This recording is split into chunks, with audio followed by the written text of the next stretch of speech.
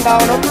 ഒരവസരം കിട്ടിയാൽ ഹാർബറിന്റെ കാര്യത്തിലും എല്ലാ ഇടപെടലും നടക്കും. വാക്ക് പറയും, എല്ലാവരുടെയും സഹായം ഉണ്ടാവണം കേട്ടോ. എല്ലാവരോടും ഞാൻ ആരോടും വ്യക്തിവൈരാഗ്യം ഉള്ളിൽ കൊണ്ട് നടക്കുന്ന ഒരാളല്ല. ഞാൻ ഇനിയും ആരോടും വ്യക്തിവൈരാഗ്യം ഉള്ളിൽ കൊണ്ട് നടക്കാൻ ആഗ്രഹിക്കുന്നില്ല. ഞാൻ ആരെയും കഴിഞ്ഞ 22 വർഷമായി വ്യക്തിഹത്യ നടത്തിയിട്ടില്ല.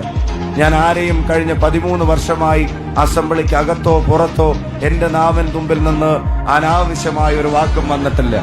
എനിക്കെതിരെ മത്സരിക്കുന്നവരോടെല്ലാം ബഹുമാനപ്പെട്ട എതിർ സ്ഥാനാർത്ഥി എന്നതിനപ്പുറം റെസ്പെക്റ്റഡ് ഓപ്പണന്റ് എന്നതിനപ്പുറത്തേക്കൊരു വിശേഷണവും ഞാൻ ഇതുവരെ നൽകിയിട്ടില്ല, ഇനിയും നൽകാൻ തയ്യാറല്ല.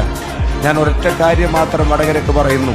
ഒരു തെരഞ്ഞെടുപ്പ് ജയിക്കാൻ വേണ്ടി എന്ത് തന്ത്രവും പയറ്റുന്നവരുടെ പട്ടികയിൽ ഞാൻ ഉണ്ടാവില്ല എന്നുള്ളത് വടകരക്ക് ഉറപ്പിക്കാമെന്ന് ഞാൻ പറയും.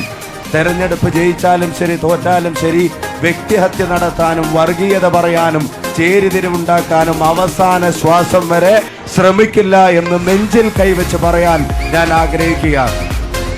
അതിന്റെ ഒന്നും ആവശ്യമില്ല. ഉള്ളത് പറഞ്ഞാൽ തന്നെ ജയിക്കാൻ ധാരാളം കാര്യങ്ങളുള്ള ഈ നാട്ടിൽ എന്തിനാ ഇല്ലാത്തത് പറയുന്നത്? രാഹുൽ ഗാന്ധി കോഴിക്കോടിന്റെ കടപ്പുറത്ത് പറഞ്ഞ ഒരേ വാചകം, ഈ രാജ്യം മുന്നോട്ട് പോകുന്നതിന്റെ ഏറ്റവും വലിയ കരുത്തെന്ന് പറയുന്നത് ഇന്ത്യ മഹാരാജ്യത്തിന്റെ ആശയങ്ങളായിരിക്കും.